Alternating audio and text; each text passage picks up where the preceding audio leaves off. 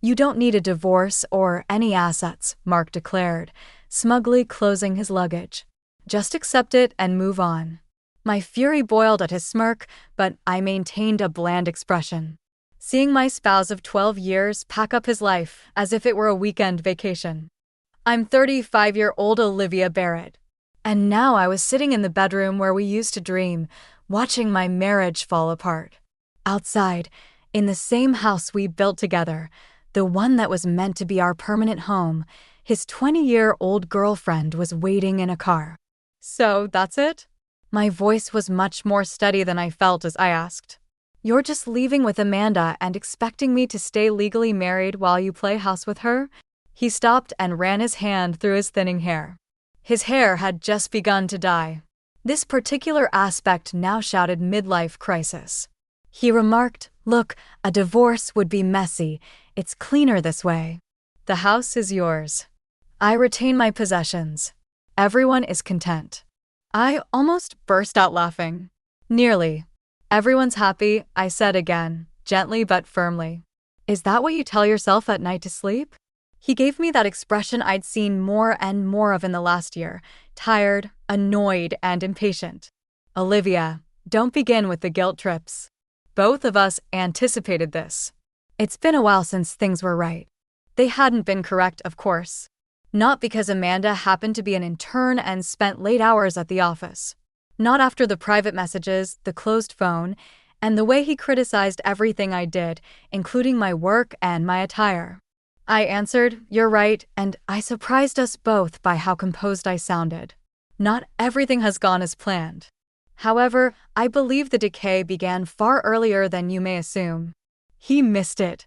Too preoccupied to look at his watch. Amanda was likely growing agitated. Young love is impatient. He also said, I left enough money in the joint account to cover bills as a farewell present. I'll take care of my belongings from Amanda's house. No drama, no legal hassle. It's reasonable. Just. I recalled my lawyer's meetings, the papers hidden in my home office, and the strategy one developed while he was occupied with being the sloppy boyfriend. Mark was continually underestimating me. I assumed I would simply accept whatever leftovers he threw at me. Outside, a horn sounded. Amanda's method of pushing him forward. After grabbing his suitcase and making his way to the door, Mark stopped briefly to say, "Olivia, don't make this any more difficult than it has to be. The best option is this." The rest of his things were waiting for me at the front door. Through the glass, I caught a glimpse of Amanda in her red convertible, perfect, oblivious in the manner that only young people can be, checking her makeup in the mirror. "You know what, Mark?" As he lifted his things into her trunk, I spoke. "You're correct. The best option is this." Startled, he turned to face me. "Really? Really?" I grinned. "Leave your old life behind. Don't be concerned about me." He paused, uncertain. He had not practiced the situation in his mind. No sobs, no pleading. Simply comply calmly. "Good," he finally said. "Glad you're being reasonable." He slid into the passenger seat, and I yelled, "Oh, and Mark, enjoy the next 2 weeks." He scowled. "What does that mean?" I only smiled and waved as Amanda's car pulled away, disappearing around the corner of our quiet suburban street. Inside, I went straight to my office and opened my laptop. Time to begin. He didn't know I'd been ready for this. I'd seen the signs. And while he was planning his new beginning, I was quietly gathering evidence. Every lie, every shady transaction, every late night that didn't add up. I grabbed my phone and sent a single text to my lawyer. "He's gone. Time for phase 1. The reply came instantly. "Everything set. Filing Monday morning." I looked around my house. It felt different already. Lighter. Mark thought he'd outmaneuvered me, that he could keep his wealth, his reputation, and still have Amanda on the side while I quietly stayed tethered to his name. But he forgot who I am. For 12 years, I ran this household, managed our finances, built our life.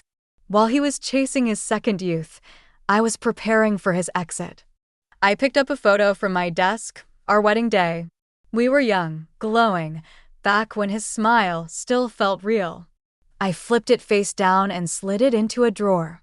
2 weeks, I whispered. Just 2 weeks until everything changes. My phone buzzed again.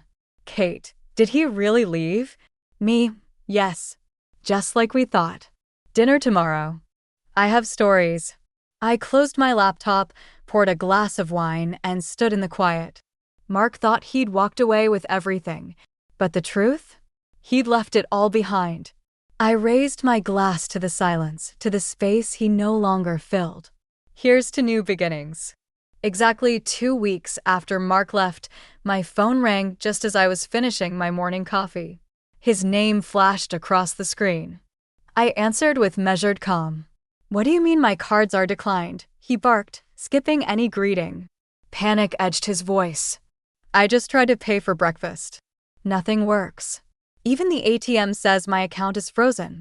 I took a slow sip of coffee. Oh, that. Yes, I got a notice this morning. The bank flagged some suspicious activity and froze our joint accounts. Standard protocol. Really? Standard protocol? He snapped. Fix this, Olivia. Amanda and I have brunch reservations at. I can't, I said, cutting him off. Apparently, the bank noticed some large transfers to an account in Amanda's name. Funds I definitely didn't authorize. They're looking into it as potential fraud. The line went quiet. You? What did you do? He asked, voice stripped of its usual bravado. Me? I feigned innocence. I just reported unauthorized use of our accounts. Thought maybe your identity had been stolen. Surely you wouldn't use marital funds to bankroll your affair, right? I heard Amanda's voice in the background, asking what was wrong, followed by the unmistakable sound of Mark breathing harder. You've probably noticed your credit cards are frozen too, I continued casually. Credit card companies take fraud reports seriously. Very efficient when it comes to locking things down. This is insane, he hissed. I'll just call the bank and say what? I asked sweetly. That you needed the funds to play house with your 20-year-old intern while still legally married? Best of luck with that. My doorbell rang, right on schedule. Hold on, Mark, I said, not bothering to mute the line. Someone's at the door. I walked to the entryway and opened it. Officer Sanders stood there, crisp uniform and clipboard in hand. Mrs. Barrett, hear about the financial fraud report. I made sure Mark heard me loud and clear. Yes, officer, please come in. I've got all the documentation ready. Olivia, Mark's voice came through the speaker, rattled now. Wait, who's at the house? What's happening? Just the police, Mark. Standard procedure, remember. He cursed under his breath. Listen, we can talk about this. I'll come over and… Oh, before I forget, I said, stepping back into the living room. You should know I filed for divorce. Your lawyer should have the papers by now. And so does Mr. Peterson. The line went dead silent. Amanda's father, the senior partner at Mark's firm, the man who just promoted him, and the man who now had copies of every bank transfer, every hotel receipt, every charge tied to Amanda and billed to our accounts. You didn't, he said hoarsely. I already did. The home equity withdrawals you made to help Amanda buy her car? Those are of particular interest to the authorities. Officer Sanders took a seat as I wrapped up the call. We'd already gone through the evidence last week. Today was just protocol. Olivia, please, Mark said, voice shaking. We can work this out. I'll sign whatever you want. How generous, I said. Unfortunately, it's not up to you anymore. The investigation is already underway. Oh, and you may want to check your email. I ended the call and turned to Officer Sanders. Shall we get started? He nodded, professionally calm, though I caught the hint of a smile. He'd seen his fair share of these cases and likely enjoyed watching justice served. For the next hour, we reviewed everything: the gift receipts, the unauthorized transfers, the hotel stays, the timeline that lined up just a little too neatly with Mark's late nights at work. It was all there, neatly cataloged. My phone kept buzzing. Please call off the investigation. I'll move back home. We can fix this. Amanda's father is furious. I didn't reply. By lunchtime, the story had made its way through our social circle. Kate called, her voice bubbling with excitement. You should see the chaos at Mark's office, she said. Peterson is livid. Amanda's crying in the parking lot, screaming that Mark lied about being separated. It's a full-blown soap opera. I smiled into my coffee. How dramatic. Kate laughed. So, are you actually pressing charges? That depends on Mark, I said. The divorce papers outline his options. Sign and agree to my terms or I pursue criminal charges. He has 24 hours. A new text came in. I'll sign anything. Just stop this. I forwarded it to my lawyer, then leaned back into the silence of my home. My home, secured in the divorce agreement. The one asset Mark had tried so hard to protect, now entirely out of his reach. He thought he could rewrite the rules, that he could walk away clean, keep the house, the money, me as a legal safety net while he played fantasy husband to someone else. What he forgot was that I've always been the one keeping everything together. My phone buzzed once more. Mark signed. Divorce finalized in 90 days. Congratulations from my lawyer. I smiled, deleted his number, and set my phone down. Sometimes revenge doesn't need drama or destruction. Sometimes it's just showing someone exactly who you became while they were too busy looking away. 6 months after Mark signed the divorce papers, I stood in my new kitchen with a cup of coffee, reading an email from my lawyer. The divorce had been final for 3 months, but I was still seeing the effects of everything Mark had done. The email said, just a quick update. Mark was asked to leave the firm yesterday. Mr. Peterson didn't want someone with bad judgment and ethics as a partner. I closed my laptop, feeling a mix of emotions. Not joy exactly, just a sense of peace. Life has a way of setting things right. Later that morning, my friend Kate came over, holding a bottle of champagne and grinning. Did you hear the news? She asked as she sat on my new sofa, the first piece of furniture I bought after redecorating. Amanda's engaged already. I raised an eyebrow. To someone her age, Kate said, opening the champagne. She says she wants someone more emotionally mature. Her words. We laughed. Mark had thrown away 12 years of marriage for a relationship that didn't even last 2 months. What about Mark? I asked. Last I heard, he's living with his brother. Still job hunting. Not easy when your last boss won't recommend you. I nodded, thinking about how Mark had always been so sure of himself and his job. He never thought everything could fall apart so fast. Do you have any regrets? Kate asked. I paused. Not about reporting his fraud, and not about ending the marriage.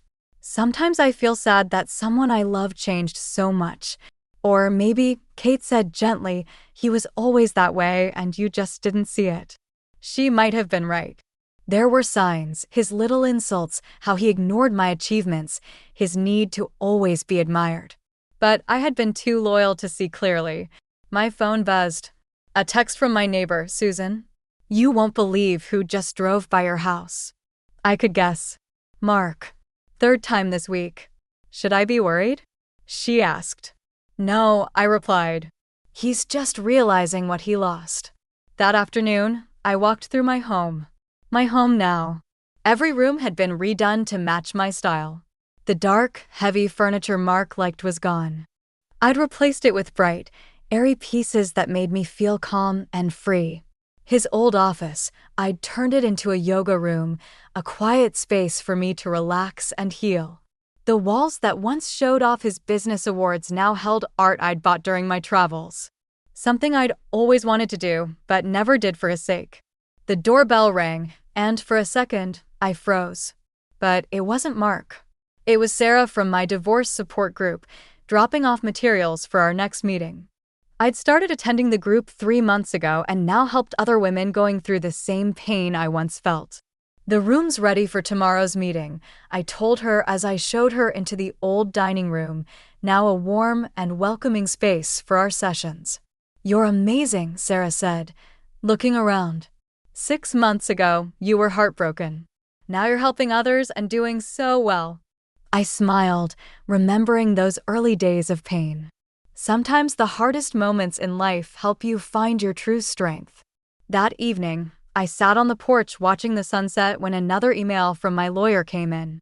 Mark had tried to undo the divorce terms, saying I pressured him into signing. The judge said no. I archived the email and didn't respond. Mark's attempts to twist the story didn't matter anymore. He had wanted to keep me legally tied to him while living another life. But in the end, it was his choices that set me free. Then my phone buzzed again. A message from an unknown number.